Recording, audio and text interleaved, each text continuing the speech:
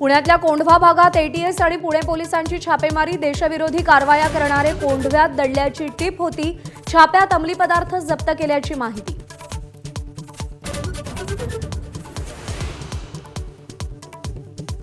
कोंढव्यात I love मोहम्मदचे banners. एकीकडे छापेमारी सुरू असताना दुसरीकडे गल्लोगल्ली बॅनर्स।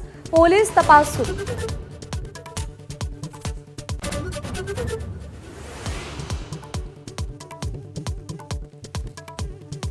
ओबीसींचा आज मुंबईत धडक मोर्चा। आंदोलनात भाग घेण्यासाठी रायगडहून शेकडो ओबीसी रवाना।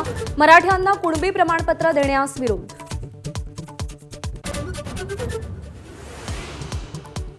ओबीसी विद्यार्थी वसतिगृहांचा प्रश्न 28 ऑक्टोबरपर्यंत मार्गी लावा। ओबीसी मंत्री आणि महसूल मंत्र्यांच्या संयुक्त बैठकीत आदेश।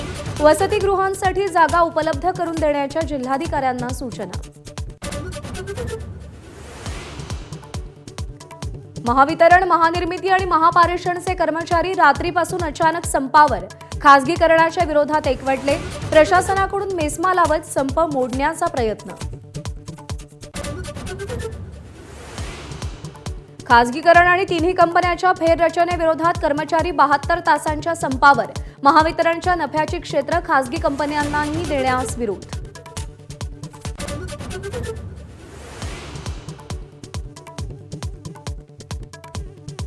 एबीपी माझाच्या बातमीचा इम्पॅक्ट। आत्महत्या केलेल्या शेतकरी परमेश्वर मेश्राम यांची जमीन अखेर कुटुंबियांच्या नावे होणार। जिल्हाधिकाऱ्यांनी आदेश काढले।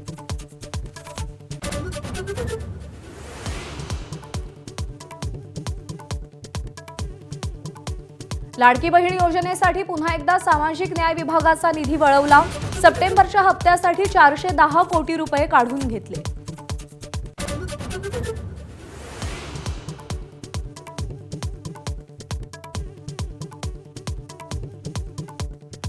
मुंबईत 1.5 कोटी रुपयांच्या पोर्शे कारचा पहाटेच्या अपघातामध्ये चुराडा। सुदैवानं वाहन चालक सुरक्षित। बाजूने जाणाऱ्या BMW मधल्या सहकार्यासोबत चालक बोलत असताना नियंत्रण सुटलं।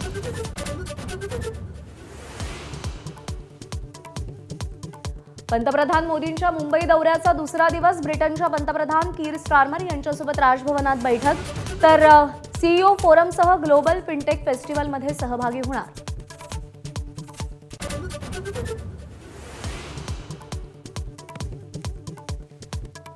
वाहतूक कोंडीने त्रस्त झालेले चाकणकर रस्त्यावर। अनेक कंपन्यांचे कर्मचारी सुद्धा आंदोलनात सहभागी।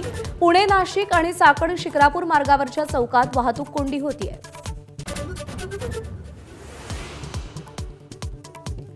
गाझा शांती प्रस्तावाच्या पहिल्या टप्प्यावर इस्रायल आणि हमास यांची सहमती। अमेरिकेचे अध्यक्ष ट्रम्प यांची घोषणा। सगळ्या ओलिसांची लवकरच सुटका होणार। ट्रम्प यांच्या पोस्टमध्ये नमूद।